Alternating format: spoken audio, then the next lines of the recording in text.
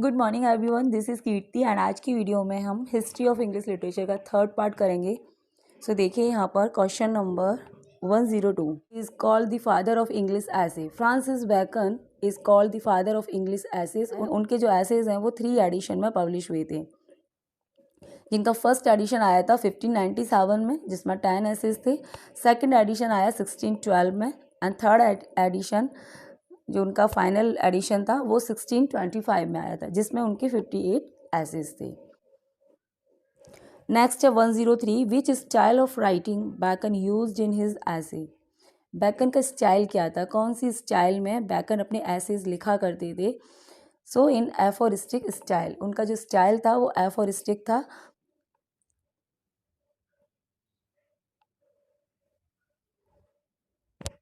Next है 104, who wrote about Francis Bacon, the wisest brightest and meanest of mankind. Francis Bacon को the wisest brightest and meanest of mankind किसने कहा था। So Alexander Pope ने अपने essay on man में Francis Bacon के बारे में ऐसा लिखा है कि वो wisest brightest and meanest of mankind है। नेक्स्ट पॉइंट है विच इंग्लिश राइटर सेड, कौन से इंग्लिश राइटर ने कहा था English is a vulgar language and would remain so for ever. यानी इंग्लिश एक वल्गर लैंग्वेज है। वल्गर लैंग्वेज कहने वाले राइटर हैं फ्रांसिस बैकन। नेक्स्ट है the authorised version of the Bible is also known as. Authorised version, Bible का जो authorised version है उसे और किस नाम से जाना जाता है। सो उसे किंग जेम्स बाइबल के नाम से जाना जाता है।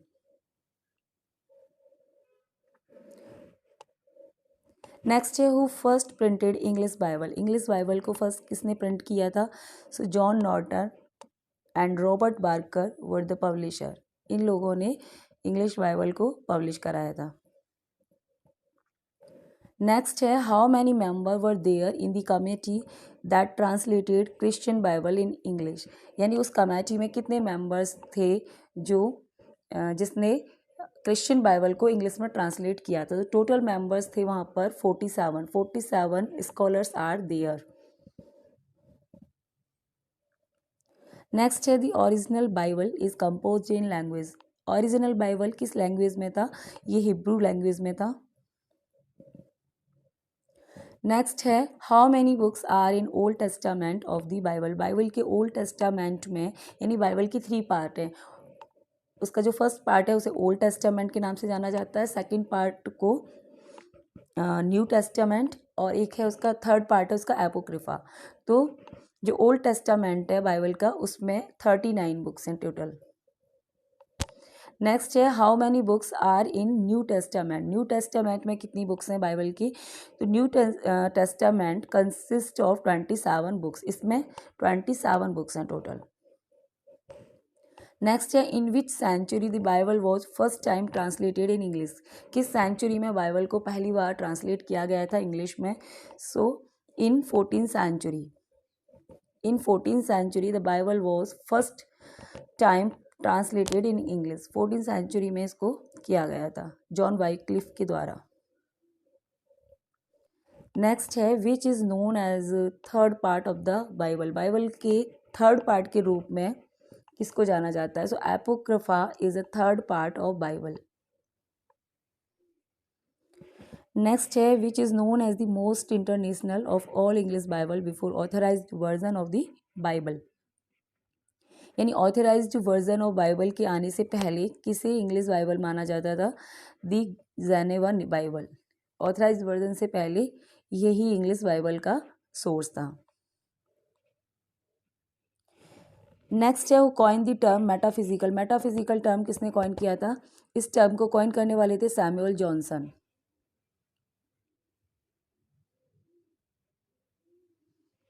Next for whom Samuel Johnson use the term metaphysical. किसके लिए ये टर्म उन्होंने यूज़ किया था metaphysical. A group of poet of 17th century. 17th century का एक ग्रुप ऑफ पोइट, मतलब एक ग्रुप था पोइट्स का, उसको ये नेम दिया था जिसके लीडर थे जॉन डन। नेक्स्ट है question number 117, who was the most prominent poet of metaphysical poetry. Metaphysical poetry के सबसे ज़्यादा प्रोमिनेंट पोइट माने जाते हैं जॉन डन। नेक्स्ट है 118, who borrow the term metaphysical from doctor Johnson's, John Dryden. 119, affectation and hyperboles are chief characteristic of the poetry. यानी metaphysical जो poetry थी उसकी जो मुख्य विशेषता थी वो था अफेक्टेशन एंड हाइपरबोल्स।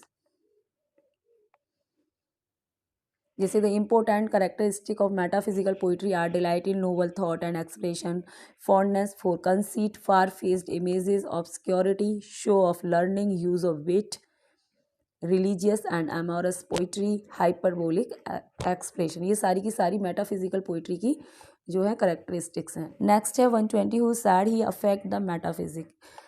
किसने कहा था ही अफेक्ट द मेटाफिजिक्स? तो जॉन ड्राइडन थे जिन्होंने जॉन डन के बारे में सबसे पहले कहा था कि ही अफेक्ट द मेटाफिजिक, और यहीं से ये टर्म जो है डॉक्टर सैमुअल जॉनसन ने बोरो किया था। नेक्स्ट है 121, when restoration took place in England. England में रेस्टोरेशन कब स्टार्ट हुआ? सो इन 1660 में रेस्टोरेशन स्टार्ट हुआ इन इंग्लैंड।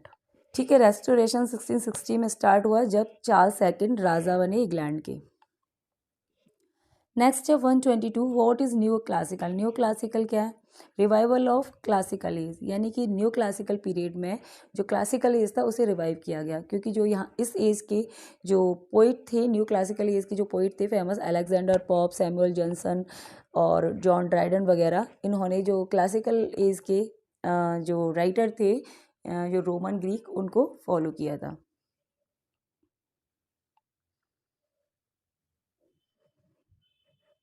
नेक्स्ट है 123, which period is known as the first phase of new classicism. New classical age का फर्स्ट फेज किसे कहा जाता है? सो 1660 से लेकर 1700 का जो टाइम है उसे फर्स्ट फेज कहा जाता है न्यू क्लासिकल का। नेक्स्ट है 124, who rejected Elizabethan trend.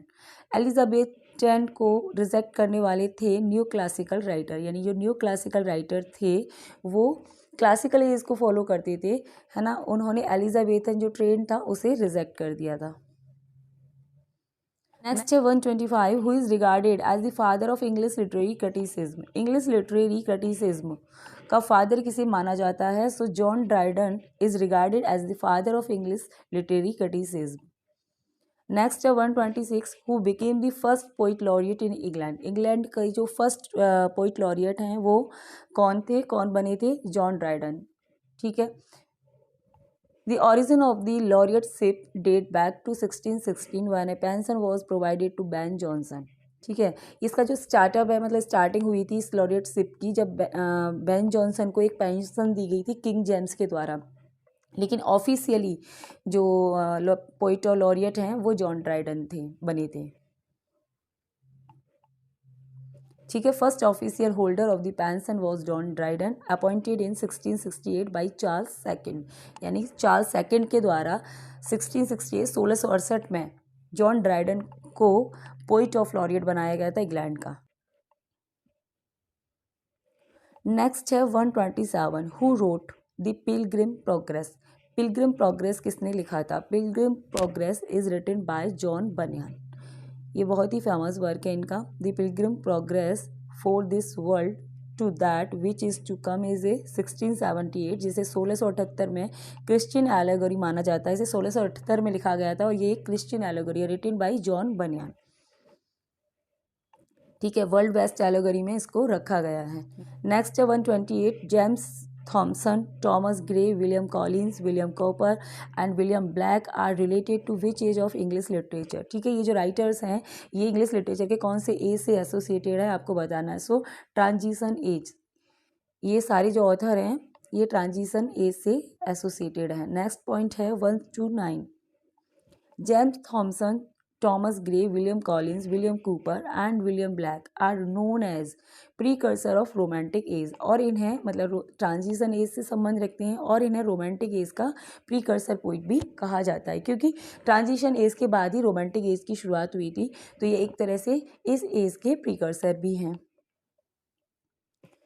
Next है 130, which famous elegy is composed by Thomas Gray. Thomas Gray के द्वारा कौन सी फेमस एलेजी को कंपोज किया गया था, लिखा गया था। तो उनकी मोस्ट फेमस एलेजी है elegy written in a country churchyard. ठीक है, मतलब जो इंग्लिश लिटरेचर है उसकी सबसे बेस्ट एलेजी भी है ये। नेक्स्ट है 131, who wrote the poem the progress of poesy. ये भी एक वर्क है टॉमस ग्रे का, the progress of poesy. Next है 132, in which poem the line the path of glory lead but to the grave occur. Elegy written in country churchyard, ये elegy है Thomas Gray की, उससे ये line ली गई है। Next है 133, for which type of poems William Collins is famous. मतलब किस तरह की पोइम्स के लिए विलियम कॉलिंस को जाना जाता है या वो फेमस हैं। तो वो ऑड लिखा करते थे, वो एक ऑड पोइट हैं। ठीक है, बहुत अच्छी अच्छी ऑड्स उन्होंने लिखी थी।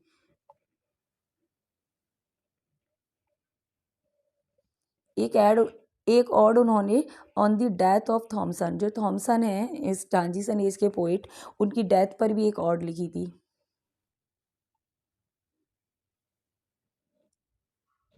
नेक्स्ट पॉइंट है 134, ड्यूरिंग ट्रांजिशनल एज। इस एज के दौरान मतलब ट्रांजिशनल एज के दौरान who is famous for emotional poetry.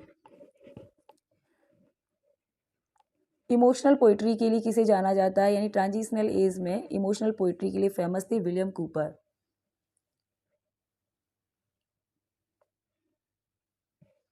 ठीक है, जैसे यार्डली ऑक उनकी बहुत ही फेमस पोएम है। नेक्स्ट है 135, who is called a poet painter, यानी कि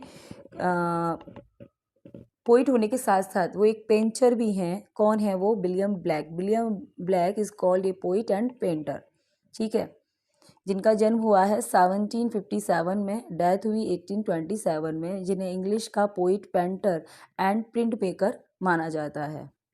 नेक्स्ट है 136, who wrote the marriage of heaven and hell.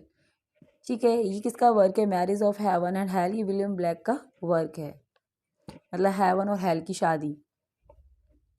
Next है 137, who wrote song of innocence and song of experience. ये किसने लिखा था? यानी song of innocence and song of experience William black के दो पोइटिक कलेक्शन हैं, जिसमें कि उनका जो ये जो फर्स्ट है सॉन्ग ऑफ इनोसेंस, इसमें 19 पोइम थी, और सॉन्ग ऑफ एक्सपीरियंस जो इनका कलेक्शन है उसमें 26 पोइम्स थी। नेक्स्ट है 138, who wrote the companion poems the Lamb and the Tiger. ये दोनों कंपेनियन पोएम है, द लैम एंड टाइगर, ये किसने लिखी हैं? सो विलियम ब्लैक के द्वारा ये लिखी गई हैं।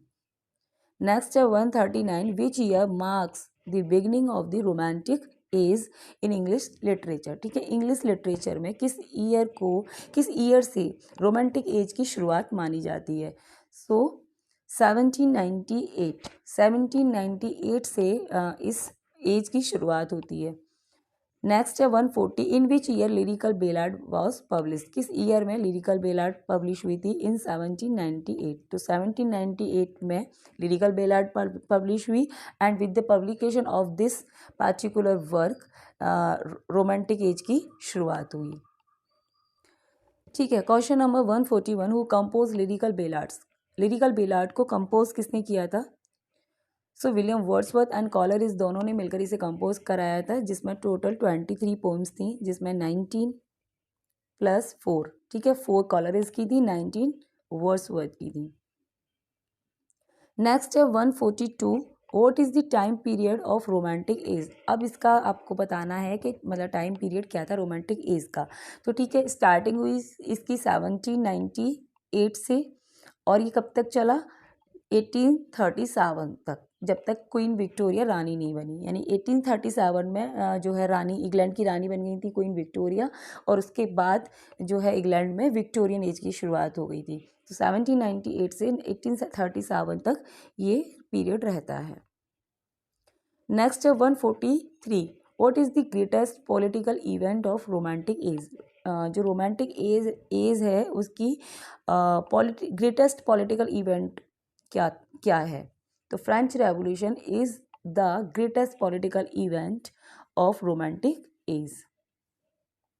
नेक्स्ट है 144, व्हेन फ्रेंच रेवोल्यूशन बिगन। ये जो फ्रेंच रेवोल्यूशन है जो कि रोमांटिक एज की एक बहुत ही महत्वपूर्ण पॉलिटिकल घटना थी, ये कब स्टार्ट हुई थी। तो जुलाई 14 1789 में, 1789 में, मतलब 14 जुलाई 1789 को ये स्टार्ट हुई थी। French revolution is also called revolution of 1789, यानी कि 1789 की क्रांति के नाम से भी इसे जाना जाता है। It was a revolutionary movement, एक रेवोल्यूशनरी मूवमेंट था। It begin with the storming of the Bastille prison on 14 July in Paris. Bastille prison को इसमें तोड़ दिया गया था पेरिस में 14 जुलाई को, ठीक है। 145, which English essayist worship Napoleon as hero.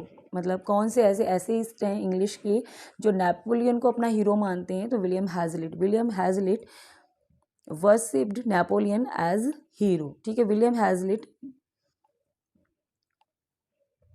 1778 to 1830 was an English essayist, drama and literary critic, painter, social commentator and philosopher. His popular works are, यहाँ पर उनके popular works दे रखे हैं।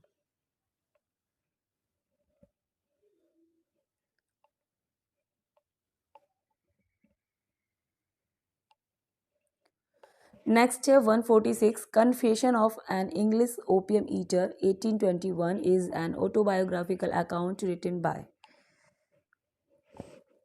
एक ऑटोबायोग्राफिकल वर्क है जो थॉमस द क्वेंसी के द्वारा लिखा गया। Thomas the क्वेंसी 1821।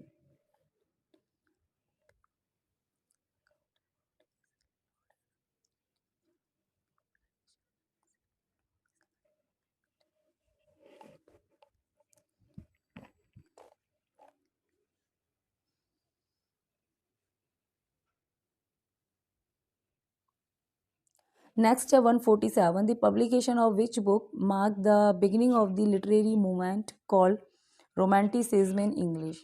ठीक है, कौन सी बुक है जिससे रोमांटिक मूवमेंट की शुरुआत हुई। सो lyrical ballad. Lyrical Ballad is a collection of poems by William Wordsworth and Samuel Taylor Coleridge, first published in 1798 and generally considered to have marked the beginning of the English Romantic movement in literature. Next point of 148, love and treatment of nature, subjectivity and spontaneity are found in the English poetry of Romantic age. Next 149, love of the Middle Ages, importance of imagination and note of melancholy prevail in the English poetry. ठीक है, imagination and note of melancholy जो English poetry की मुख्य विशेषता है, किस as में रही है ये, रोमांटिक एज की ये मुख्य विशेषता है। Who is called worshipper of nature. Worshipper of nature कहा जाता है विलियम वर्ड्सवर्थ को। William Wordsworth is called the worshipper of nature. Next है who warn his contemporary society against materialism, यानी कि जो मैटेरियलिज्म है, भौतिकवाद है, उसके अगेंस्ट अपनी सोसाइटी को वॉर्न करने वाले थे विलियम वर्ड्सवर्थ। ठीक है, क्योंकि एज ए नेचर लवर वो मैटेरियलिज्म को कंडेम करेंगे ही। सो विलियम वर्ड्सवर्थ। और इसी के ऊपर उन्होंने एक सोनेट लिखी थी, the world is too much with us is a sonnet by the English romantic poet William Wordsworth. In it Wordsworth criticises the world of the first industrial revolution for being absorbed in materialism and distancing itself from nature. So guys, this is all about this video and next part में हम remaining questions discuss करेंगे. Thanks for watching.